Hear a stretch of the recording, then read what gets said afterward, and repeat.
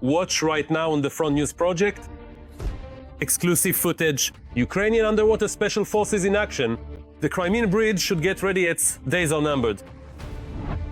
Putin's nutcracker will soon be in Belarus. A real threat of nuclear war or just Putin's usual blackmail? And also the rout of Russian paratroopers in Donbas. Exclusive frontline footage. Fiery, intense, and blazing frontline footage watch right now.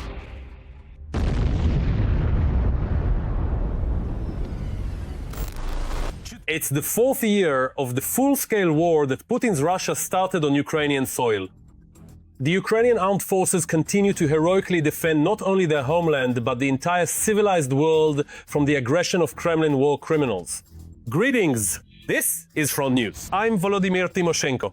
In the next 30 minutes, you'll get the truth about the war uncovered by our journalists from the hottest combat zones. So, are you ready? Then let's begin.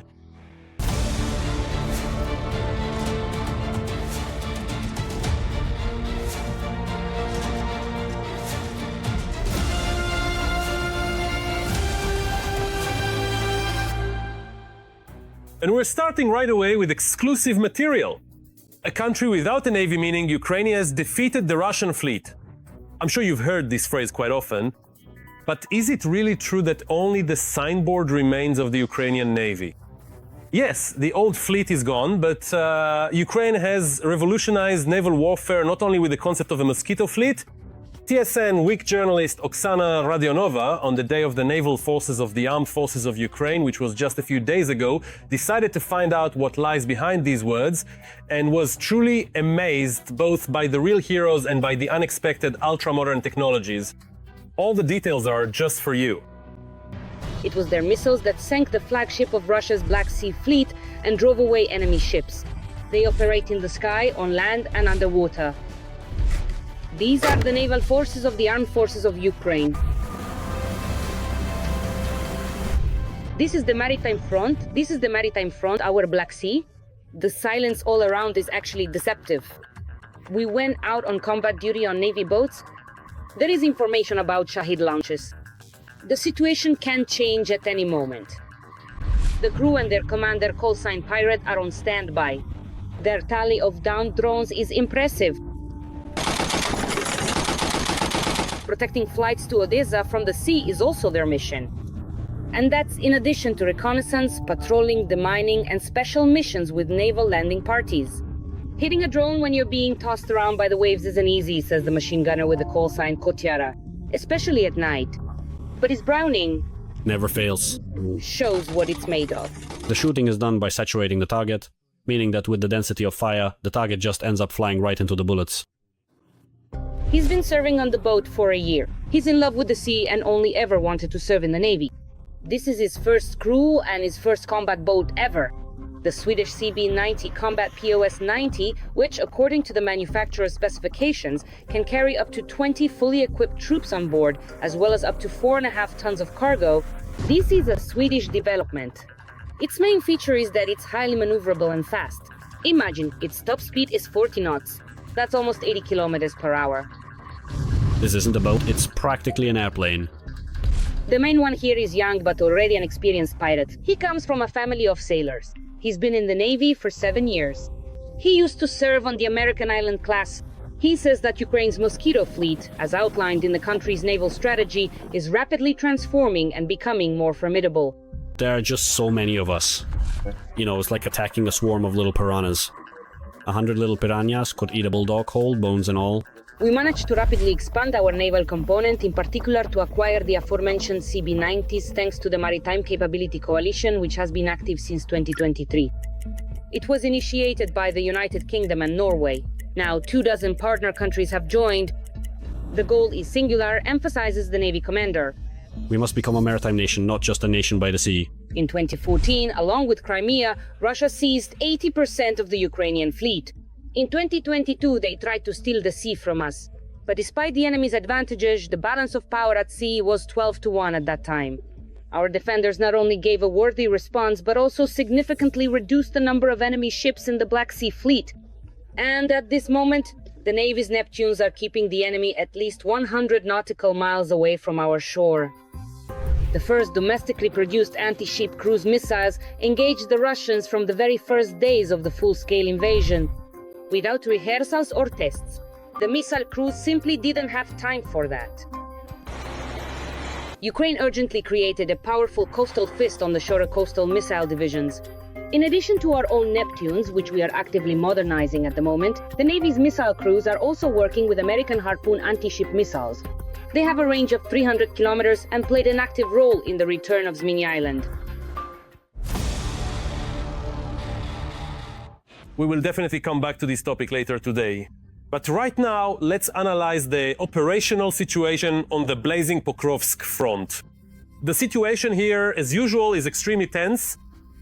On the Pokrovsk front, since the beginning of this day, Russian occupiers have made 40 attempts to push our soldiers from their positions in the areas of the settlements of Popov Yar, Razina, Mirolyubivka, Novoekonomichna, Lisivka, Shevchenko, Novokrainka, Zverevo, Udachne, Novosergivka, Kotyarivka, Orekiv, and Alexeyevka. The defense forces are holding back the onslaught and have already repelled 37 attacks. The United States has suspended arms deliveries to Ukraine. The media reported that there would now be no more Patriot missiles or shells. But now there is fresh news. The US is indeed sending Ukraine additional defensive weapons. But that's not all the news. Look, Lukashenko claims that the notorious Oreshnik will be deployed on the territory of Belarus by the end of 2025. As you can see in this way, the old man is directly threatening Ukraine. Meanwhile, drones from the main intelligence directorate set fire to a strategically important oil refinery in the Saratov region. At the same time, Russian propaganda is spreading information that Putin's troops are already operating in the Dnipropetrovsk region. Kirill Budanov responded to this clearly. He stated that Dnipro is threatened by Russian missiles and drones, but there is no threat of the occupiers advancing. Let's look at all the details. The United States has suspended arms deliveries to Ukraine. This concerns interceptor missiles for anti-aircraft missile systems and artillery ammunition. The order to suspend arms deliveries was given by the head of the Pentagon amid concerns about the depletion of US stockpiles, which have been running low after years of supplying weapons to Ukraine, as well as nearly 2 years of active operations in the Middle East. At least that's what NBC News reports. They've suspended deliveries of missiles for the Patriot system, new Patriot systems, 155mm artillery shells, Stinger systems, Hellfire missiles. Those are air-to-air, I think, or maybe air-to-ground, I'm not sure, I don't remember, can't recall. Small diameter bomb systems that are launched from HIMARS. So that's the kind of list nomenclature of what has been suspended. In the most optimistic scenario, the most positive one, I assume that Ukraine was warned about this possibility in advance. First. Second, Ukraine has probably managed to stockpile a certain amount of these munitions. And the pause, well, we've already seen such pauses in deliveries might last weeks, maybe even months. And in principle, we should have enough resources to hold out until the Americans replenish their own stockpiles. The delay in deliveries may continue until the stockpile assessment is completed. For its part, the US Department of Defense has not yet officially commented on the situation. It is unclear whether the United States has given consent for these weapon systems to be transferred to Ukraine by third countries. We all know very well that there are international restrictions. Even if, say, Australia bought the Patriot system and it has been in service there for about 15 years, and it is entirely an Australian system, without the manufacturer's consent, we cannot transfer these systems to Australia. Meanwhile, the self-proclaimed president of Belarus, Lukashenko, has reminded of his presence. He boasted the Russian Oreshnik deployed in the country by the end of 2025. In Volgograd, we agreed with our elder brother, Vladimir Vladimirovich Putin, that the first Oreshnik positions will be in Belarus. By the end of the year, this weapon will be deployed in Belarus. If only there was something to celebrate, we are well aware of the Oreshnik's capabilities. Well, there will be an Oreshnik in Belarus, but it's just one. If they decide to launch it at someone, in response, a huge number of small drones will come flying, and Belarus has no defense against them. It's like, I don't know, you come to a river with a big club and threaten the mosquitoes, we're gonna hit you with this club. Well, of course, that won't work. Meanwhile, in Russia, they've started modernizing their training grounds. They're setting up motorcycle tracks on them. Putin's command also plans to purchase up to 200,000 Chinese motorcycles for their army. The Kremlin is also continuing to strengthen its ties with North Korea. Russia has not only transferred Shahed drone production technology to North Korea, but is also training operators to control both FPV strike drones and other combat UAVs. The transfer of these technologies is essentially the Russian Federation's payment for North Korea's assistance to Russia, for North Korea sending its military personnel to the Russian Federation. Perhaps this is how they settled accounts with the North Korean regime. There is a significant threat that North Korea, with all this production and all these drones they are now manufacturing or preparing to manufacture, will primarily pose a threat to South Korea and Japan. And while the Russians are assembling drones with the North Koreans, Azerbaijani media have received anonymous materials that may confirm the involvement of Russian military personnel in the crash of the Azal flight near the Kazakh city of Aktau. Journalists reported that the editorial office received an anonymous letter containing materials about the plane that was shot down as it approached Grozny. It turns out that fire was opened on it by order of the Russian Ministry of Defense. Azimuth 338, range 7,000, altitude 490, speed 118, cursor at 230. Yes, range is already 7. Fire. I said fire!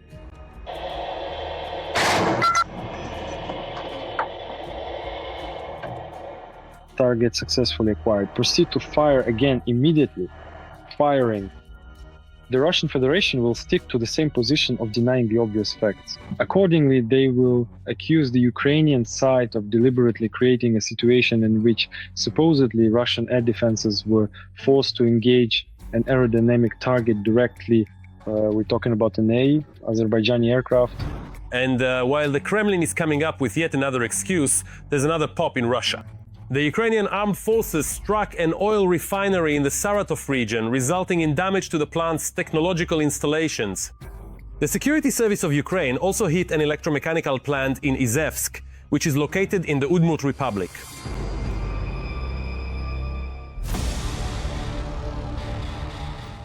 And now let's move to the Lyman direction of the front. The bloody rampage of the enemy army continues here as well. Today, on the Lyman front, the invading army launched 14 attacks on Ukrainian positions in the areas of Novimir, Redkodub, Zelenaya Dolina, Torske, and the Serebryanske forestry, as well as towards Serebryanka and Olovka. 3 firefights are still ongoing, on foot, on motorcycles, or in buggies. Russian paratroopers on the Soledar front are trying to storm Ukrainian positions. One wave follows another. To prevent the enemy from reaching the infantry fortifications, Ukrainian drone pilots and heavy artillery go into action. But unfortunately, it too has become a vulnerable target for the enemy. After all, the occupiers are hunting for the artillery crews. A Frontline report, specifically from Donetsk region by TSN journalist Ruslan Yarmolyuk, is coming up for your attention right now. We have a young girl here weighing 27 tons, a truly good one. Her name is Natasha, and she actively helps us in the fight. Yegor calls this metal lady Natasha. Although she is of a respectable age, she works flawlessly. This girl has been working for a very long time. She's been working throughout the whole war, but she needs to be maintained. A former trolleybus conductor, he has been at war for 4 years now. He is originally from Chernihiv. His wife stayed there, and he knows exactly why he is here in uniform. My wife was giving birth. My wife gave birth in the maternity hospital, in the basement, without light, without water, without anything. That's how my second son came into the world. In the green thicket, hidden from the prying eyes of enemy drones, the guys hide their Natasha. There are a lot of FPV drones, so we constantly need a lot of camouflage. We have to keep hiding all the time so we don't get spotted, because they fly over very often. We even ask our comrades to fly over us sometimes to see what problems we might have or anything else. In other words, we fix these shortcomings. Docent is a historian, by profession a school shop teacher, and in the war a loader for a self-propelled artillery unit. Mostly infantry, mostly assault infantry. We repel assaults, because they like to attack in bad weather in the morning on motorcycles, on foot, in various vehicles. In the Soledar direction, Russian paratroopers are actively trying to storm our infantry positions, moving forward on foot and also on motorcycles. The infantry sometimes advances in groups of 5, 7 or 9. But if it's an assault, then of course it could be 20 or even 30 shells. It all depends on the situation and the target. It changes from day to day. Some days you might fire 2 or 3 shells, other days you might shoot 30. In this crew, guys aged from 20 to 45 fight side by side. The youngest is the gun commander. While his peers are enjoying life, it's he who holds the sky above their heads. I joined the service at 18. I started serving at 18, and now I'm already 22 and a half. Sometimes it feels unfair, unpleasant, but it is what it is. I don't really pay much attention to it. They're my age. Let them rest, let them live their lives. Almost everyone in this crew has a higher education, and all are contract soldiers with combat experience in the ATO and JFO. The most important thing is people's motivation. That is, those who are motivated, who came here from the very beginning, they immediately know why they are here. They know that they are defending their homeland, their families, and ordinary people who are working just like them. After all, someone has to make the bread. New target, new coordinates. From the occupied Soledar, the enemy is once again moving in for an assault. Fire! They are tired after these years of war, but they are not broken. If the guys were rotated more often, especially in the infantry, there would be more willingness to fight and fewer cases of going AWOL. The most important thing is rotations, so that there are people to replace others, so that no one stays at the positions for too long, because if someone is there for a long time, naturally fatigue sets in. Just like work fatigue and morale, their state of mind drops. The historian has returned from vacation. A few days to adjust and immerse himself in a completely different world, the world of shelling and death. Now the population doesn't understand. Maybe they've also gotten used to the war, but it feels like some of them think that this war matters more to us than to them.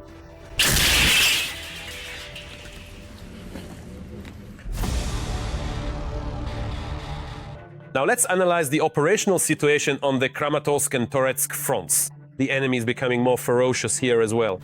On the Kramatorsk front, the aggressors are trying to advance in the areas of Markove, Pretlekain and Bilahora. Defense forces units have repelled all 4 attacks. On the Toretsk front, the aggressors are trying to break through our defenses near Delivka. Our defenders have already repelled 3 assault actions by the invaders. Another battle is still ongoing. The Ukrainian Armed Forces Underwater Special Forces are a secret unit that the enemy fears panic-stricken. Most of their operations are classified as top secret. Their tasks include underwater reconnaissance and sabotage in the invaders' lair. They guard bridges, inspect ships passing through the grain corridor, and neutralize sea mines. Exclusive details are coming up in the report by TSN Nedelia journalist Oksana Radionova. In Istanbul, the construction and testing of 2 modern corvettes continues. They will bear the names of Ukrainian hetmans. The first is Ivan Mazepa, the future flagship of the Ukrainian fleet. The Hetman Ivan Mazepa corvette is highly modern, built exclusively with NATO standard weaponry. The corvette is capable of engaging submarines, aircraft, and both surface and land targets. Construction of the second corvette, Pavlo Skoropadsky, is ongoing. This is an elite special unit of the Navy combat divers. We head out with them on a mission into the open sea. We are moving out on several boats. The first one is flying the white and blue Alpha flag, which means divers are at work. Most of their operations are classified as secret. Their tasks include underwater reconnaissance and sabotage. They guard bridges, inspect ships passing through the grain corridor, and neutralize naval mines. Anatoly is the only one who doesn't hide his face. But in reality, he's a demining ace. He has an impressive number of operations to his name and over 2,000 hours underwater. Just imagine that's months spent under the immense pressure of the sea. But when I'm down there, I enjoy it. It's a completely different world down there. Today, the divers are working in tandem with a unique underwater drone called Syfax, which translates as Sea Fox. It's packed with cameras and special equipment that allows you to spot mines, rockets, or other dangerous objects even at night and neutralize them, even deep underwater.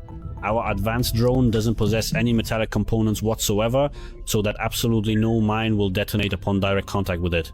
The Sea Fox is ready to dive. The guys are launching the drone underwater. Like all advanced unmanned aerial vehicles, commonly referred to as drones, you maintain complete and precise control over the device remotely.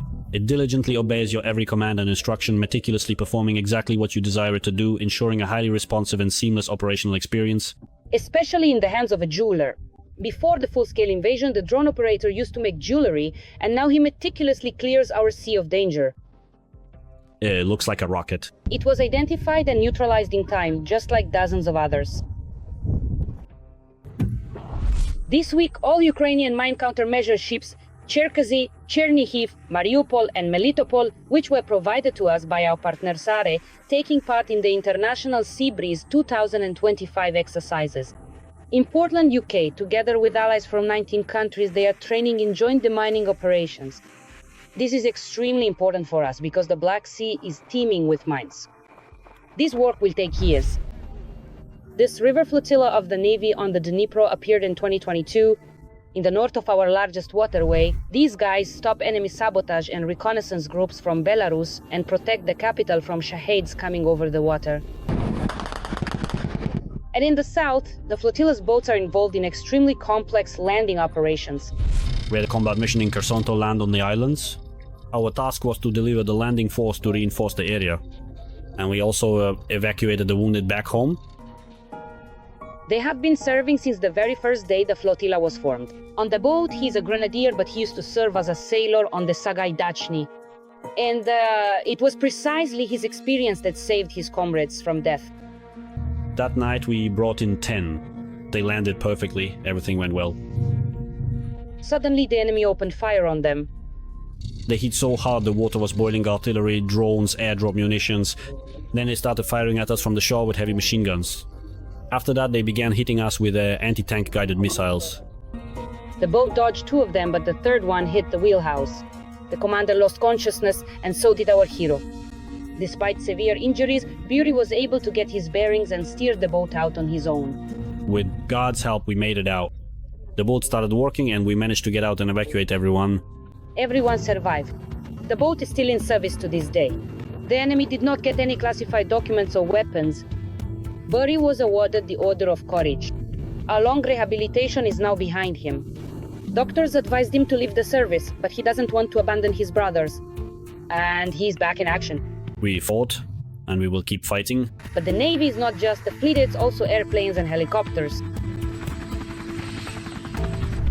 And a powerful reinforced feast on land, the largest self-sufficient Marine Corps in Europe at the moment. Today, our brave and dedicated Marinees are exceptional warriors, say, highly capable, incredibly knowledgeable, and thoroughly trained to operate effectively at sea, on land, and in the air, across all operational domains. At the moment, the Marines are holding the front in various sectors. These are warriors capable of quickly crossing water obstacles and seizing bridgeheads. And we know where, how, and why. So Ukraine was, is, and will remain a maritime nation.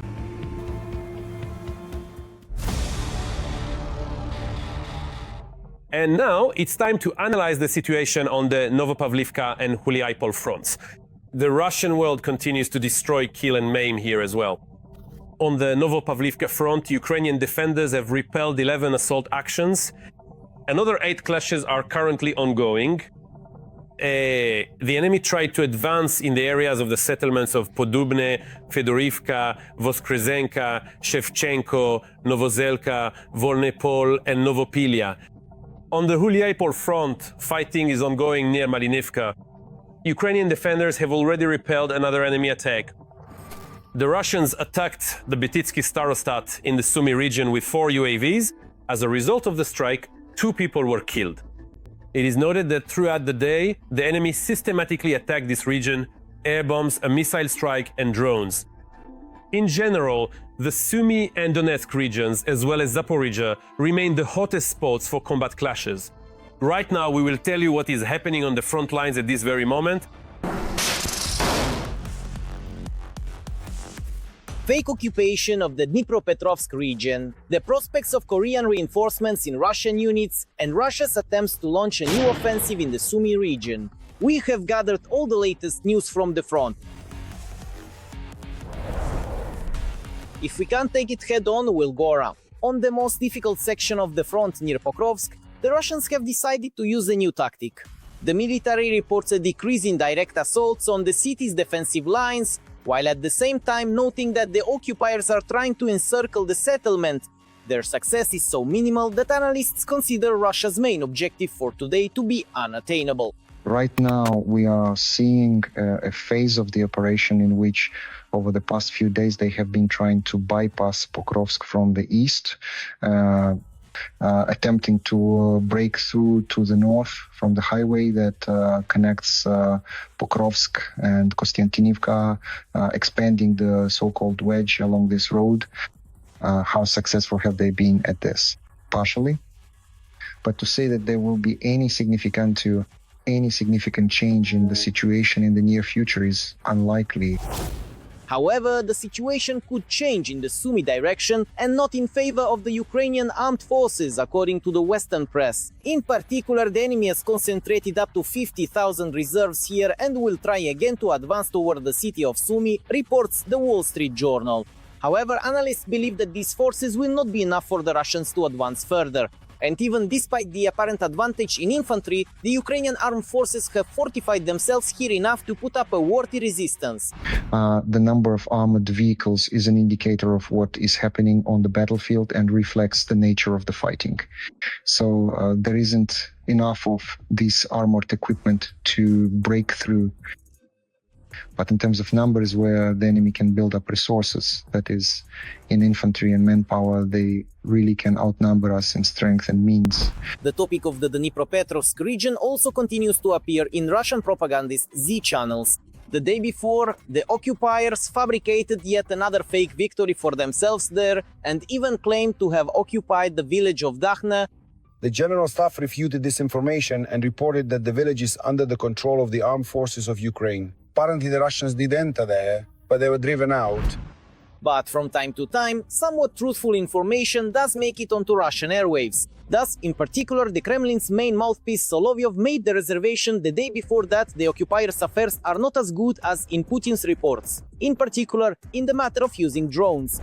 About drones, The enemy has superiority depending on the specific area from 1.5 to 2 or 3 times. The whole world is gathering together and doing it on our knees. The occupiers are also experiencing a shortage of personnel. Given the losses that Russia suffers daily, there is simply no way to make up for the lack of cannon fodder. And here it seems North Korea might once again come to the rescue. CNN reports that another 30,000 North Koreans may join the ranks of the Russian armed forces. Intelligence agencies are recording new confirmations of this information, and this time the deployment of mercenaries is unlikely to be limited to just the Kursk region. it looks absolutely realistic that these units will be used on the territory of Ukraine. But according to the Russian constitution, from their point of view, there are no violations in this. And it's important to understand that the enemy will become stronger. North Koreans are a rather serious adversary who cannot be ignored. However, North Korea should also not ignore the fact that by fully entering the war against Ukraine, it is obvious that the West will replenish our military supplies, especially when it comes to long-range strike capabilities. And many of Kim's soldiers simply won't make it to the front. So look at what happens. Ships, airplanes, and vehicles transporting military personnel and cargo become legitimate military targets for North Korea. Because according to the norms of humanitarian and international law, including the Geneva Convention, any equipment transporting armed forces to a combat zone is considered a military object. That's all there is to it. Overall, according to information sources, the front line is currently relatively stabilized, and the past few nights in Ukraine have clearly shown that, unable to achieve success on the battlefield, the Kremlin has switched to striking the rear in order to weaken our units by disrupting their logistics and making it harder to supply weapons. Nothing has stopped there, nothing at all. The fighting continues. Even if the deep state project doesn't update the map for a long time, it doesn't mean the military is sipping piña coladas, cleaning their weapons, and relaxing. It means that the Russian Federation is not making any advances. On the other hand, they are simply ramping up pressure on the rear infrastructure. By and large, I estimate that roughly 3/4 of the targets Russia aims at are military, or generally anything connected to the army, anything related to military units. At the same time, so far, the Russians have not managed to disrupt supplies to the Ukrainian armed forces. On the contrary, after receiving reinforcements, including additional strike capabilities, there have been quite successful counterattacks by the defense forces in recent days, especially in the Sumy region. That's all for today. But very soon, Front News will bring you new unique reports from our journalists in the hottest spots of the war, gathered so that you know the truth. This was Volodymyr Timoshenko with you. Take care of yourselves and your loved ones.